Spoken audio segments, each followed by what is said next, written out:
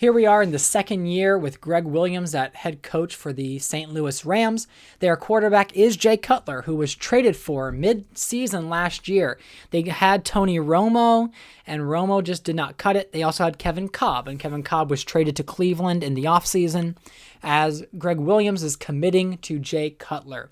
The Rams turned their season around quite impressively last year. It was one of those seasons where they were on track just being very pathetic, very poor. But in the end, they ended up turning around very nicely. So they made the playoffs, 7th seed against the Eagles, which they were not expected to do. I was expecting them to be in consideration for maybe not Sam Bradford, but perhaps a Tim Tebow or a Jimmy Clausen. But Cutler turned it around. Now, Cutler acted like Cutler in the playoffs. I think he had a major fumble that gave the game to the Eagles to close out. But despite that, we have Jay Cutler starting this year.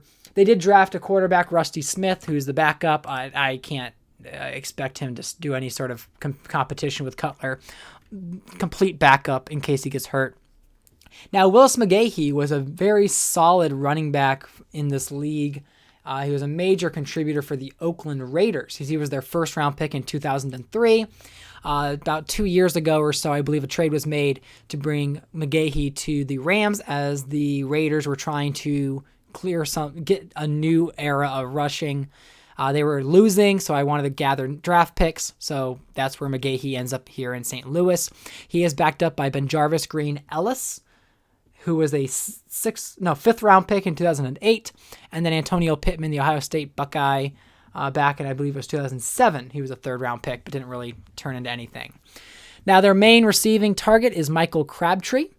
They do have Williams there. I believe that is, I forget which R. Williams that is. There's a lot of R. Williamses. So I'm trying to remember exactly when I got him or acquired him, but he is right. Oh, no, he's Roy Williams. Jeez. Yeah, so Roy Williams was drafted by the Jacksonville Jaguars, and he has struggled there because they never really had a consistent quarterback. Now they have David Carr in Jacksonville, but the Jaguars got rid of Williams to get some picks, and the Rams took him up because they were trying to take that next step to the playoffs. They did lose Torrey Holt, who went to the Patriots, and then Holt came back last year, and so he's their veteran receiver trying to help them, the Rams, get back to Rams glory. They do have Taylor Jacobs, and I think it's Kevin or Keenan Burton. Yep, it's Keenan Burton, a 7th-round pick from 2008, just sort of filling that roster spot. As for the O-line, there's Quinn Ojanaka at left tackle, Winston Justice, I think it's Brian Nelson, Chris Cooper, and Andre Barbary. So the right side of the line more stronger than the left, with more talent and more potential. Jeff Otaw is also there as a possible tackle replacement. He was a 2nd-round pick in 2008. So he's just kind of been in that backup position for quite some time now. Then we see tight end. They used to have Jason Witten and Michael Bennett, but now they have Michael Bennett. They traded away Witten, or no, not traded away. They decided not to re-sign Jason Witten, who did end up going to the Dallas Cowboys. So Michael Bennett is taking on that starting role. Bennett was a 2nd-round pick in 2008, finally getting his real chance to be a top-tier tight end starter. They signed Daniel Graham, who used to be with the Patriots. He's bounced around the league a little bit. But overall, there's nothing stellar about the Rams, but they're sort of like a constant C average, as you would say if you're looking at their talent level, maybe C, B-. Now when we go to the defensive side of the ball, we see their D-line. There's Smith along with Jarvis Moss. So Jarvis Moss was signed, I believe, this year just to be sort of a placeholder for them. Oh, sorry, I'm going to go back to the offense here. Toby Gerhart was their 1st-round draft pick.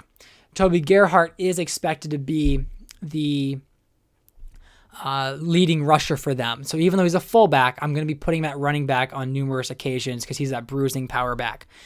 Anywho, back to the defense.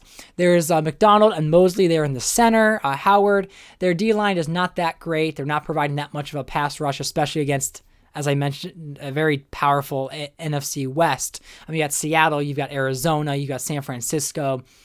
This defense doesn't really challenge them that much. Linebackers, we see Sean Phillips, Curtis Lofton, and I believe it's don't know if it's Randy Thomas or which Thomas that is officially, but a reliable outside linebacker for them. 84 overall star dev. Then in the defensive backfield, D'Angelo Hall, their 2004 first-round pick. He's met the potential. I believe Terrell Thomas might be the right. Terrell Thomas, third-round pick in the 2008 draft. They also have Gardner, Ware, Mickens, but Hall and Thomas right now are their top people. They did have Jarius Bird, who was drafted as a corner back in 2009 last year, but he ended up being a safety in real life, and that's where I moved him now. They do have Barry Church that they drafted this year in the 6th round, who might have some potential there to grow. They do have Johnson at free safety, Rashad Johnson, star dev. So they have some young talent there in the secondary, and we'll see if that turns into some stops here for the St. Louis Rams. As for special teamers, there's some old veterans with Brian Maynard and Ryan Longwell. So let me know what your thoughts are. I mean, I definitely don't expect much out of the St. Louis Rams. Greg Williams, the Super Bowl winning coach, is going to try to get them far in the playoffs. But they are a scrappy team, and they made the playoffs last year, and we'll see if they can do it again.